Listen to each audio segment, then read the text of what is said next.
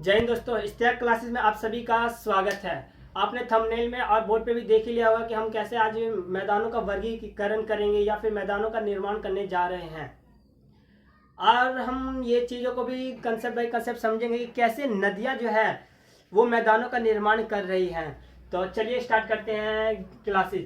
तो सबसे पहले आज हम जो देखने जा रहे हैं वो हम हिमालय से शुरुआत करेंगे, लेकिन हम पढ़ कर आ रहे हैं इस वाले हिस्से पे। अगर हम भारत की बात करें तो हम भारत के इस वाले हिस्से का निर्माण करेंगे, यानी कि हम इस वाले हिस्से को देखेंगे। ठीक है दोस्तों, हम इस वाले हिस्से को देखेंगे। ये वाला हिस्सा हमारा नहीं, हमारा उत्तरी भारत वाला हिस्सा होने वाला है। तो सबसे पहले ये हिमालय है। तो हिमालय पे आपने देखा होगा कि काफ़ी सारी नदियाँ आती हैं। इसी में हम देखेंगे सिंधु नदी हो गई, गंगा की नदियाँ हो गई। इसी प्रकार से हम इधर देखते हैं तो ब्रह्मपुत्र की नदियाँ हैं। काफ़ी सारी नदियाँ हैं जो कि हिमालय मैदानों का निर्माण करती है। तो आखिर ये कर कैसे रही हैं, तो चलिए स्टार्ट करते हैं। तो आप लोग देखते रहिए वीडियो। और हाँ दोस्तों, आप लोग वीडियो को लाइक और सब्सक्राइब जरूर करें। आप लोग ना वीडियो को सब्सक्राइब नहीं करते हैं, तो आपसे विनती है कि वीडियो को सब्सक्राइब जरूर करें। तो चलिए स्टार्ट करते हैं। तो सबसे पहले हम एक बनाते हैं हिमालय। ये है हमारा हिमालय। अगर मान लीजिए अगर हिमालय के पास से नदी निकल रही है, कोई सी मान के चलिए, कोई सी भी एक नदी, गंगा को निकाल लेते हैं हम लोग। तो जो गंगा की नदी है या फिर कोई सी भी नदियां, मैं नाम अब नहीं लूंगा, मान के चलिए नदियां हैं। तो भाई साहब ये जो नदी है, तो ये नदी किस साइड जाएगी? जाहिर सी बात है, आप भी कहोगे सर ढलान की तरफ जाएगी। तो जब नदियां जो है ना ढलान की तरफ, यानी कि इस साइड से नदियां आ रही है, यानी कि अपना फ्लो देखते हुए आ रही है। जिस स्थान से नदियां निकलेगी, ये ऐसा तो यूं नहीं जाएगी, ऊपर तो जाएगी नहीं। फ्लो उसका नीचे है, तो किस साइड जाएगी? नीचे की ओर जाएगी नदियां। जाहिर सी बात है, नीचे की ओर जाएगी नदियां। तो जब ये नदियां नीचे जा रही है ना, तो क्या कर रही है आखिर नदियां? तो यहाँ से हम नदी निकाली, नदियां नीचे जा रही है। तो जब नदियां नीचे जा रही है तो इस नदियों के पास नदियां पूरी स्पीड में जा रही है, पूरी फ्लो के साथ जा रही है, काफी रफ्तार के साथ जा रही है।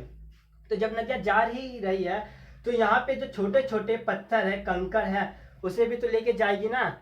जाहिर सी बात है, इस फ्लो के सामने जितने भी कच्चे चीज रहेंगे, कच्चे पत्थर रहेंगे, उससे नदियां तो अपने साथ लेके जाएगी, बहाव के साथ लेके जाएगी। ऐसा वैसा है नहीं कि धीरे धीरे जैसी नदियां बहाव के साथ निकलेगी और वो पत्थर भी बहाव के साथ होंगे। लेकिन यहाँ कहानी क्या है ना, यहाँ कहानी कुछ अलग ही हो रही है यहाँ पे।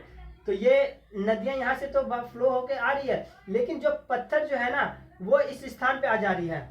इस स्थान पर आ जा रही है जहां तक फ्लो बन रहा है नदियों का, उस नदी तक नदियां जो है ना पत्थर को लेके आ रही है। लेकिन इस पत्थर को, जो नदियां है, फ्लो यहाँ तक बन रही है इसकी, तो ये पत्थर को तो लेके आ गई। लेकिन जो नदियां है ना, वो नदियां यूं निकल गई, नदियां अपना रास्ता निकाल ली। लेकिन ये जो पत्थर थे यहाँ पे काफी सारे यहाँ तो जमा हो गए। ऊपर से नदियां आ रही है, ये पत्थर सारे के सारे जमते जा रहे हैं, यहाँ पे भरपूर पत्थर हो गए। लेकिन इसी दरमियान क्या हो रहा है ना, कि जब ये पत्थर हो जम जा रहे हैं ना, तो जो नदियां है ना वो नीचे से निकल रही है, नदियां नीचे से जा रही है और पत्थर ऊपर जमते जा रहे हैं। जब पत्थर ऊपर जमते जा रहे हैं तो इन्हें ना फ्लो नहीं मिल पा रहा है।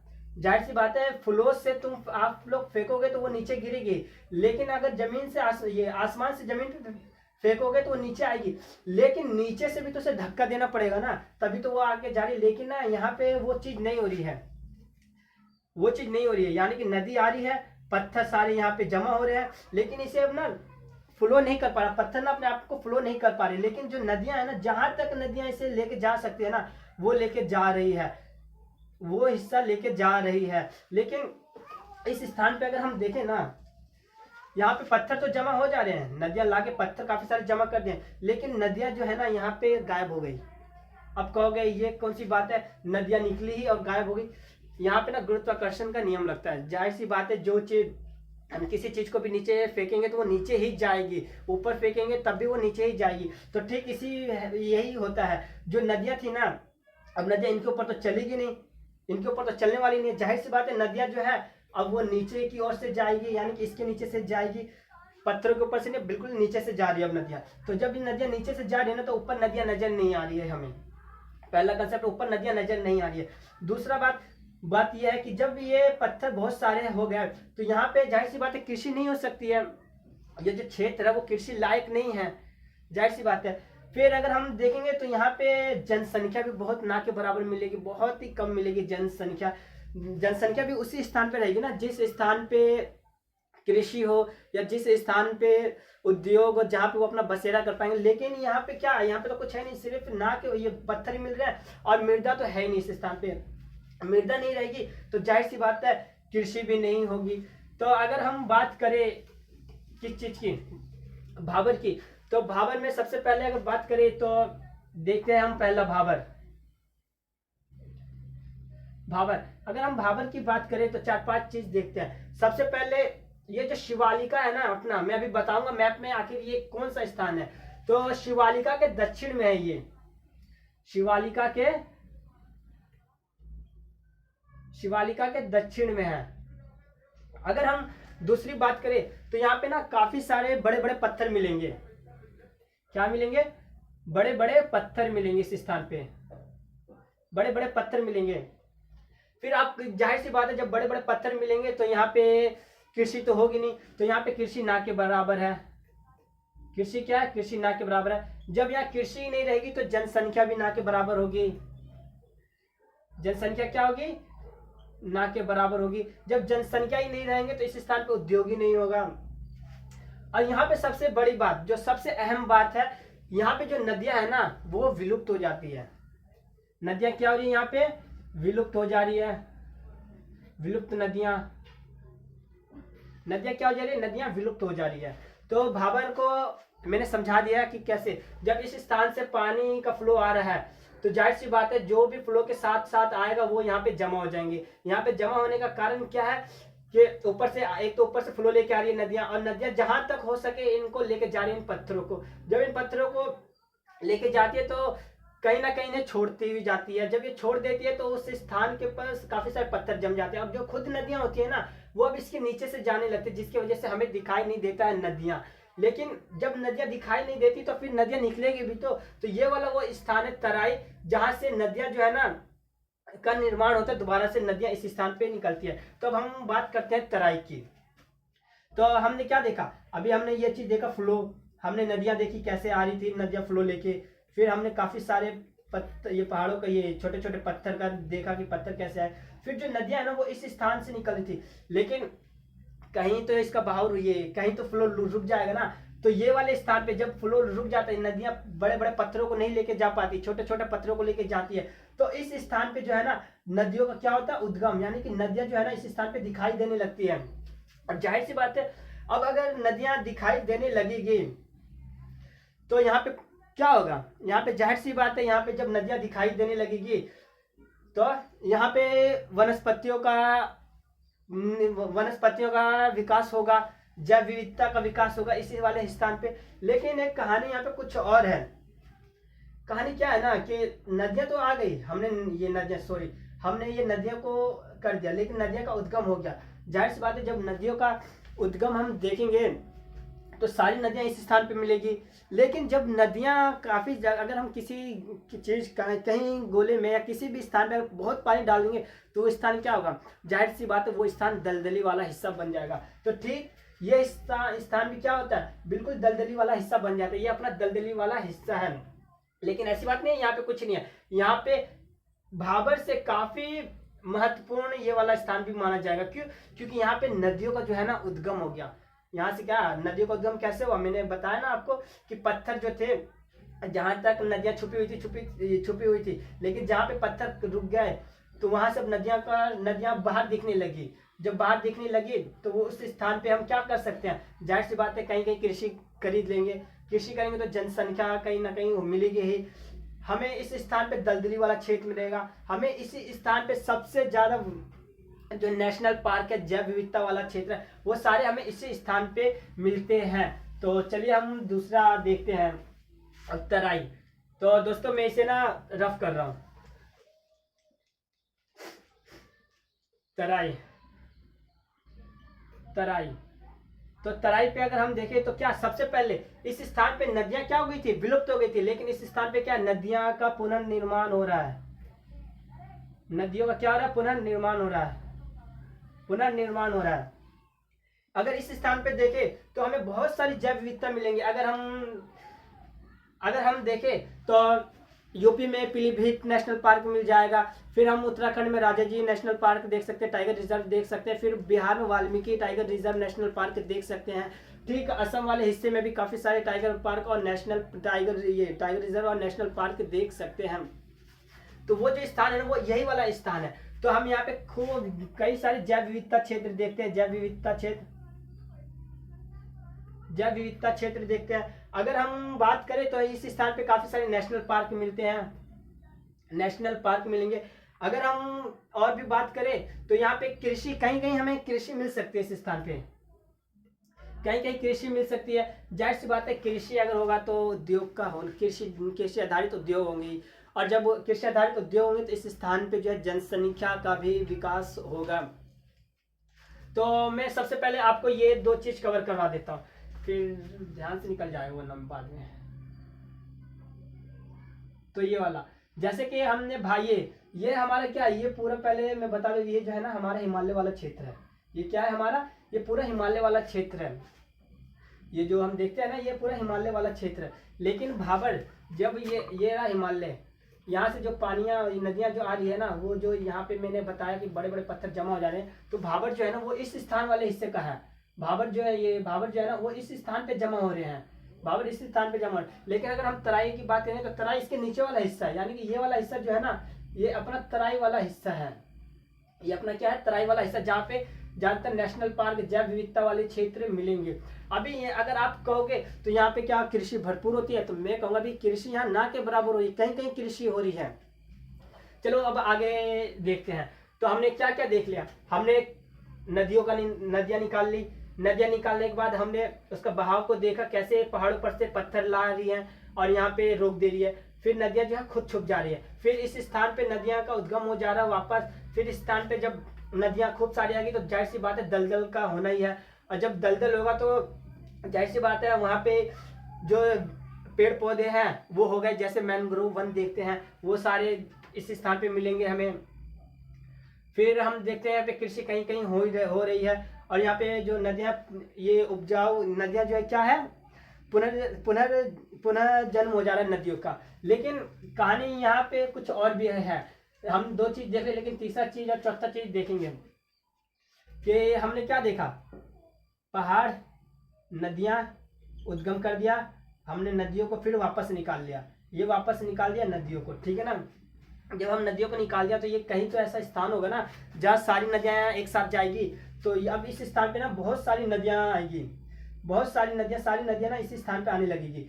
जब सारी नदियाँ इस स्थान पे, अब इस स्थान पे नदियाँ क्यों आ रही हैं, तो हम पहाड़ से क्या, नदियों का बहाव से हमने पहाड़, ये छोटे छोटे पहाड़ जो थे वो निकाल दिए।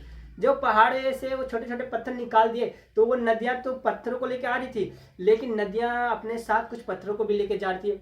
जब नदियाँ अपने साथ पत्थरों को लेके जा रही थी, जो भारी थे उसे रोकते जा रही थी, लेकिन जो नदियों के साथ चल सकते थे उसे लेके जा रही थी, तो इस हिसाब से वो जा रही थी। लेकिन इस स्थान पे क्या होता है ना कि कई बार क्या होता है ना कि इस स्थान पे नदियां जो है ना बहुत छोटे छोटे बारीक कण लेके ना आगे निकल जाती है, बहुत कण आगे लेके निकल जाती है। तो ये स्थान पे ना, अगर हम बात करें तो ये स्थान एक ऐसा है जहाँ पे कृषि होगी नहीं। क्यों, क्योंकि यहाँ पे उर्वरता खत्म है, यानी कि ये वाला हिस्सा देखेंगे ना, यहाँ पे उर्वरता नहीं मिलेगी आपको। लेकिन उसके अगले वाला हिस्सा पे देखेंगे, खादर वाले पे, तो यहाँ पे बहुत सारी कृषि मिलेंगी। जैसे कि आपने बिहार का नाम सुना ही होगा, पंजाब देखा होगा, यूपी देखा होगा, जो फसलों के लिए काफी अत्यधिक काफी लाभदायक माने जाते हैं। तो हम इस स्थान की बात करें तो ये स्थान जो है ना बाढ़ से पहले और बाढ़ से बाद वाले का है। तो इस स्थान पे काफी क्या है, इस स्थान पे नदियां सारी आ रही है। अब जब सारी नदियां एक साथ आ रही है तो यहाँ की जो उर्वरता है ना, जाहिर सी बात है यार, अगर किसी चीज को, अगर कोई बीज आप लगाओगे और बार बार उसमें पानी दोगे, उसे बहाव करोगे, तो जाहिर सी बात है बीज की उर्वरता खत्म हो जाएगी और उस मिट्टी की भी उर्वरता खत्म हो जाएगी। तो ठीक यही चीज यहाँ पे हो रही है कि यहाँ से तो नदियां आ रही है, सारी नदियां जो है ना वो बहाव में निकल रही है, और बहाव में जब निकल रही है ना तो यहाँ की सारी उर्वरता को लेके जा रही है। और जब उर्वरता को लेके जा रही है तो एक ऐसा स्थान आ जा रहा है जहाँ पे नदियां जो है ना रुक जाइए, पानी जो है ना सारी रुक जा रही है। और जब पानी जो है ना वो पूरी तरीके से जब रुक जा रही है ना तो बाढ़ों का निर्माण करें यहाँ पे, यानी कि इस खादर वाले हिस्से में, यानी कि इसके आगे वाला हिस्सा देखें तो यहाँ पे ना सिर्फ बाढ़ ही बाढ़ मिलेंगे आपको, बाढ़। ये वो स्थान है जहाँ हर साल बाढ़ आता है, आपने देखा होगा हर साल बाढ़ आता है, लेकिन हर साल बाढ़ आने के बावजूद भी यहाँ पे फसल काफ़ी अच्छी होती है। इस स्थान पे जनसंख्या भी काफ़ी आपको मिलेगी। इस स्थान पे अगर कहें तो कृषि आधारित सबसे ज़्यादातर उद्योग मिलेंगे, जैसे कि मैंने चौथा वाला लाइन में आपको दिखाया है। तो आप समझ गए होंगे कि तराई कौन सा स्थान है। तराई वो स्थान है जहाँ नदी, तराई के बाद जो अगर बांगर की बात करें तो तराई वो स्थान, ये बांगर वो स्थान है जहाँ बाढ़ से पहले और बाढ़ के बाद वाला हिस्सा है। लेकिन जो सारी नदियां एक साथ जा रही है ना, तो इस स्थान से होते हुए खादर के पास जा रही है जहाँ पे बाढ़ आ रहे हैं, और यहाँ हर साल बाढ़ आ रहे हैं। और जब बाढ़ खत्म हो जाती है इस स्थान पर, यानी बाढ़ का पानी सूख जाता है, तो यहाँ पे नई कृषि का उद्योग होता है, यानी कि वो उर्वरता वाला स्थल बन जाता है। अगर मैं खादर की बात करूँ, अब ये बांगर की बात करूँ, तो मैं आपको बता दूं, जैसे हमारे गांव बिहार में ना क्या होता है ना, या दिल्ली में भी जहाँ रोड नहीं बना हो, जहाँ पे पूरा ही मट्टी है, अगर उस स्थान पे अगर बारिश आता है तो बारिश से पहले देखना ना वो बिल्कुल सतह सूखा हुआ रहेगा, लेकिन बारिश खत्म होने के बाद और पानी जाने के बाद अगर हम उस स्थान पे चलेंगे ना, तो हम कई बार फिसल जाते हैं, या फिर हम देखते हैं कि वो ना चिकनी में चमकती हुई मट्टी जैसा प्रतीत होता है, काफी फिसलन हो जाता है। तो क्या वो यही कारण है कि यहाँ से सारी जो नदियां है ना वो बार बार तो जा रही है, लेकिन इस स्थान पे काफी सारी मट्टियों को छोड़ दे रही है, और मट्टियां जब छोड़ दे रही है तो जाहिर सी बात है यहाँ पे बार बार मट्टी जो है उर्वरता नहीं ताजी हो जाएगी। लेकिन वो जो फिर यहाँ जो मट्टियाँ रहती है वो अब इस स्थान पे लेके जाएगी, यानी खादर वाले इस स्थल पे लेके जाएगी जहाँ पे कृषि बहुत ही बेहतरीन होता है। तो दोस्तों आपने देखा ही है, देख लिया होगा। चलिए अब मैं बाकी ये बांगर और खादर का कुछ लिखवा देता हूँ। तो सबसे पहले बांगर की बात करते हैं। बानगर क्या हो गया, बानगर। तो बांगर में हम क्या देखेंगे, सबसे पहले हम देखेंगे यहाँ पे पुरानी जलोढ़ मृदा मिलेगी हमें, पुरानी जलोढ़ मृदा, यानी कि ये पुराना वाला स्थल है जहाँ पे हर चीज बार बार पुरानी हो जाएगी, क्योंकि ऊपर से जब नदियां आती है ना वो बार बार लेके चली जाती है, इसलिए इसे क्या पुरानी जलोढ़ वाली मृदा। ये अनुपजाऊ क्षेत्र है, अनुपजाऊ क्षेत्र है। क्या है ये? अनुपजाऊ क्षेत्र है। 2 मिनट दोस्तों, थोड़ा सा मैं इसमें वो लिंक डाल देता हूँ।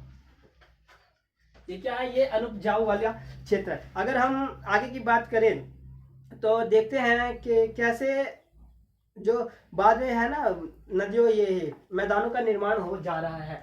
तो ये क्या है? अनुपजाऊ क्षेत्र है, अनुपजाऊ क्षेत्र, अनुपजाऊ क्षेत्र। अगर हम इसके आगे की बात करें तो यहाँ पे उर्वरता नहीं मिलेगी, जाहिर सी बात है, उर्वरता कम। अगर उर्वरता कम रहेगी तो कृषि नहीं होगी, कृषि नहीं होगी इस स्थान पे तो जाहिर सी बात है लोग भी कम ही रहेंगे। अगर अब हम बात करते हैं खादर की, खादर, खादर कौन सा स्थान है? खादर बाढ़ वाला स्थल है। क्या है? बाढ़ क्षेत्र है। खादर क्या है? बाढ़ क्षेत्र है। अगर हम खादर की बात करें तो ये बाढ़ क्षेत्र है, लेकिन बांगर क्या बाढ़ से पहले और बाद वाला क्षेत्र है। यहाँ पे क्या है? यहाँ पे उपजाऊ भूमि है, उपजाऊ भूमि। उपजाऊ भूमि क्यों है? क्योंकि हर साल एक तो बाढ़ आ रही है, और जो जहाँ पे अगर हम बांगर की बात करें जहाँ पे उपजाऊ क्षेत्र था, इसे अनुपजाऊ करके जो उर्वरता है वो सब लेके चलती जाती है, इसी वजह से ये वाला खादर वाला उपजाऊ क्षेत्र हो जाता है। अगर हम बात करें तो यहाँ पे नवीन जलोढ़ मृदा है, नवीन जलोढ़ मृदा। अब कहोगे ये कैसे?